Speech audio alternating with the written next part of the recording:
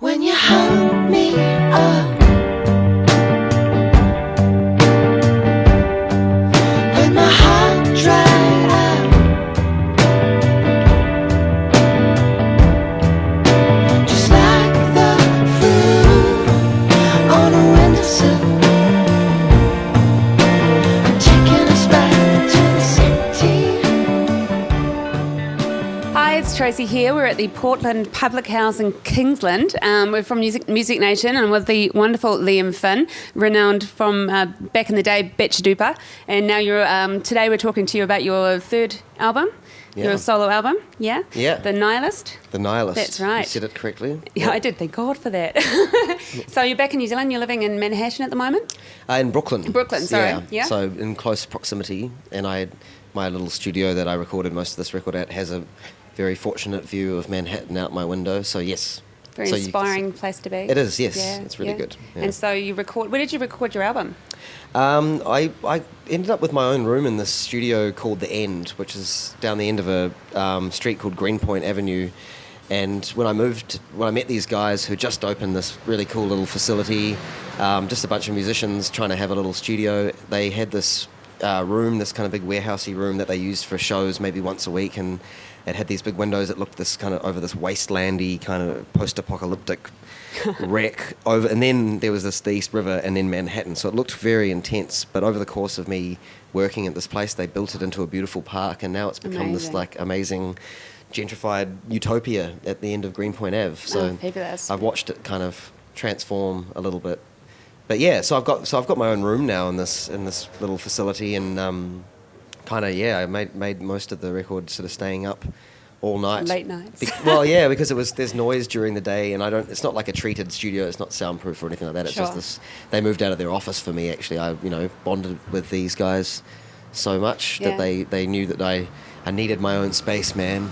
Yeah, well, it's a great place to be. And like you say, you need to be inspired, and being an environment like a studio, it's takes the whole. It's a bit, I guess, sanitized or something. It takes the whole. Yeah, and they've done a great job. Like I tracked a lot of the record in their studio to get the drums and all the live kind of stuff captured. But what I realised once I recorded almost the whole record, it just wasn't sounding like I wanted it like it did in my head, Sure, and it didn't have the atmosphere of some of the demos that I'd been making in the other room that I had writing the song. So it kind of became clear that I needed to sort of take it back into my own hands and manipulate what we already captured and keep the human element of it, but kind of trying to make it sound like the sound of a different reality or a subconscious reality or something. Absolutely, yeah. And I mean, the Nihilist, interesting name.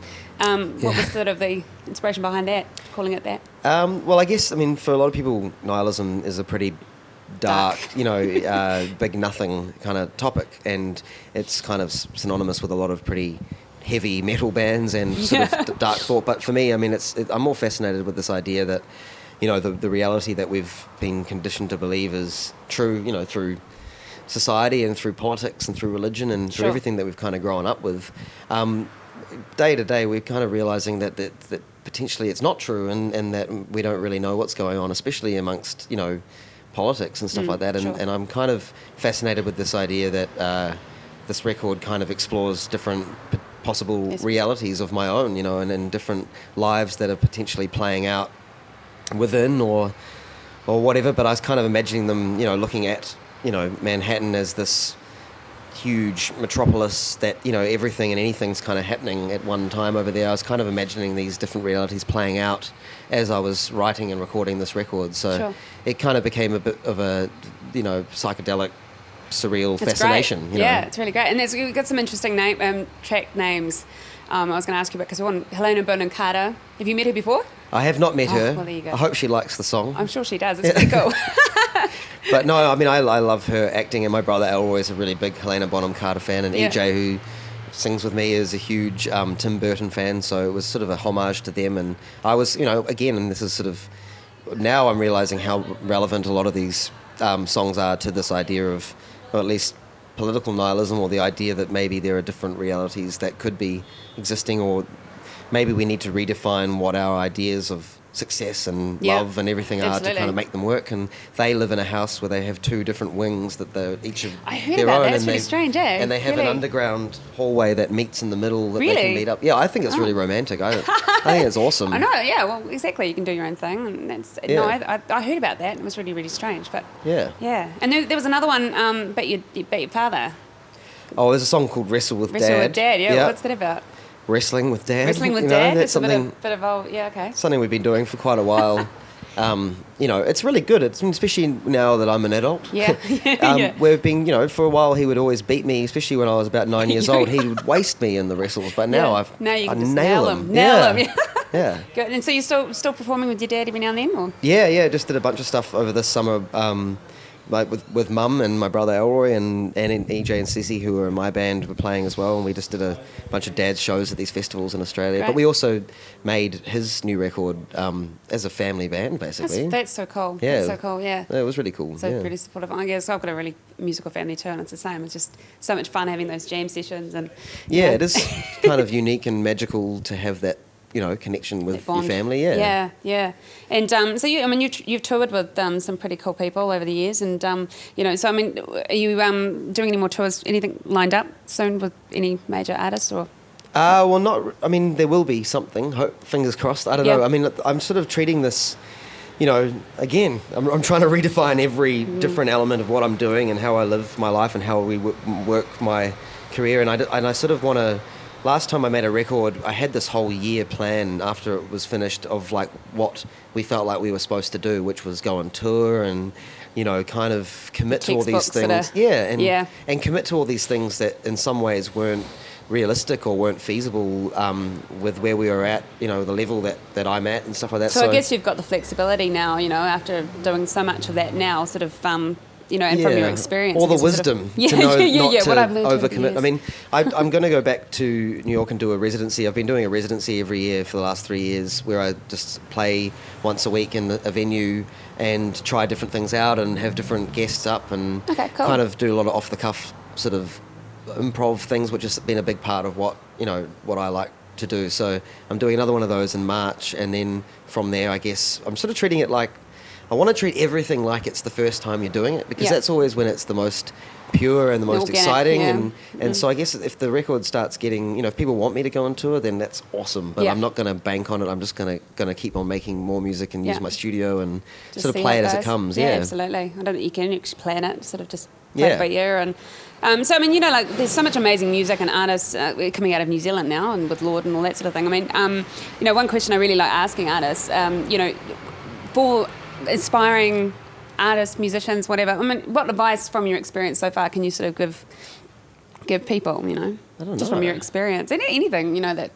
Well, just work really, really hard Yeah. and just don't lose touch with why you're doing it. Because I think that's especially with, you know, any kind of success or any kind of, you know, the more records you make, the more expectation there is and the more for yourself as well. And I think it's easy to sort of lose track of why you do it and what drives you to do it and what you're trying to achieve. And I think that's something that, like I said, I want to make everything feel like it's the first record you're making and the first tour you're doing.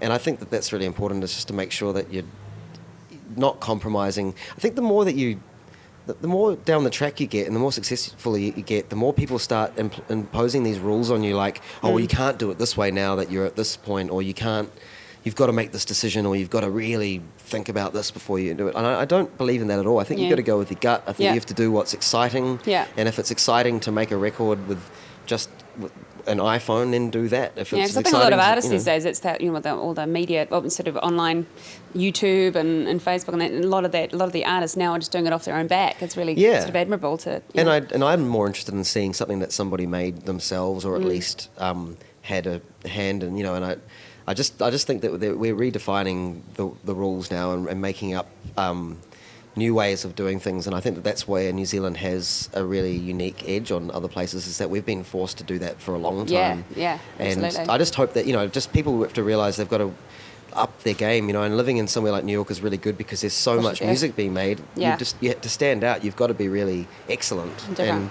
there's no patting each other on the back because you did one good thing. You've got to, you're only as good as your last show. Yeah, you are. know. Yeah, exactly. So no, I'm excited to see what comes of this, and the fact that the spotlight's a little bit more in New Zealand because of Lord, and I think that's really exciting, and she's handling it really, really well. It's just, I hope that New Zealand doesn't, turn. I mean, it's just, it's a hard place because we're so small and we feel like everyone's our neighbour, and that's really great because it keeps us humble, but it also probably imposes certain stresses that you might not have in the rest of the world. But absolutely. Yeah.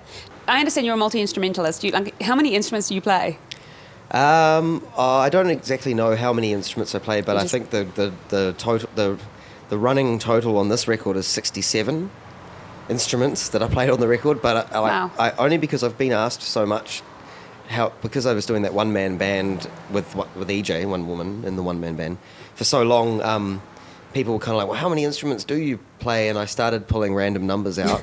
But I realised that this was getting taken a bit too seriously, and people were actually asking me what these instruments were. I'm just fascinated, yeah. I know. So this time I went through, when I was doing the credits for the record, and actually figured out how many instruments are played on the record. Yeah. Exactly. And that, So you played all the instruments on the album? No, I had a band. I had EJ and Elroy and Joel okay, Mulholland. yeah. But no, I counted every specific item that I played as an instrument because I figured that counted as an instrument. What's the most strangest thing? I mean, that you play?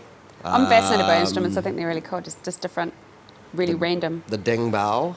Ding bao. Yeah. Where's that from?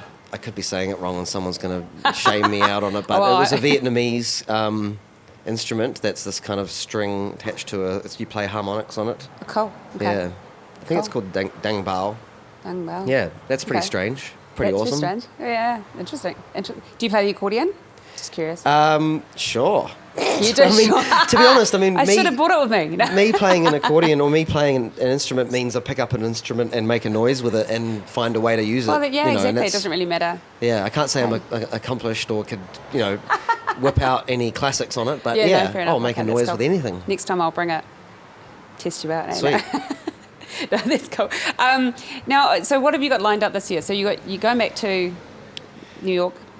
Got and the then- residency. I mean, I last time I was all like, had too many things to be able to say I'm doing this, then I'm doing this. But to be honest, I don't know exactly what I'm doing. There will be touring, and there's been, it's just there's nothing that seems like I was saying like the thing that feels right in the gut hasn't come up yet. And so at this point, I'm just really excited to get back and start mucking around in my studio again. And I'm going to do some recording with some other people, and I'm trying to explore a few different avenues of what, now that I've gotten better at engineering and producing, that I'd like to be able to make, more music with other people and just sort of see where that takes me, as well as keeping doing my own stuff. So yeah, kind of, I'm sure I will end up back here at some point to do some shows, but exciting, just figuring it out as it comes up. As you go, no plan. So the album comes out in April.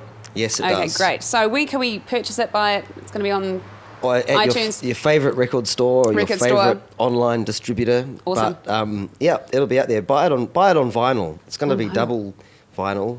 Okay. And that's cool because you can listen to it in 2 sittings. You don't have to do the whole 12. They're little mini records if you want it to be. Mini records. Yeah. Okay, awesome. And it tells a story. Well, to me it does anyway. You try and figure it out. Okay, Yeah. right. Good. Look up Nihilist. Excellent. No, well, thanks, Liam. But be careful. Don't delve too deep into the nihilism. Oh, we're getting into it now. Yeah. Deep. Yeah. Deep. Just the political nihilism. Awesome. Hurrah. Thanks again, Liam, for the interview. It's been really great to meet you. And it's Tracy Collins from Music Nation. We'll see you again next time. Cheers. Bye.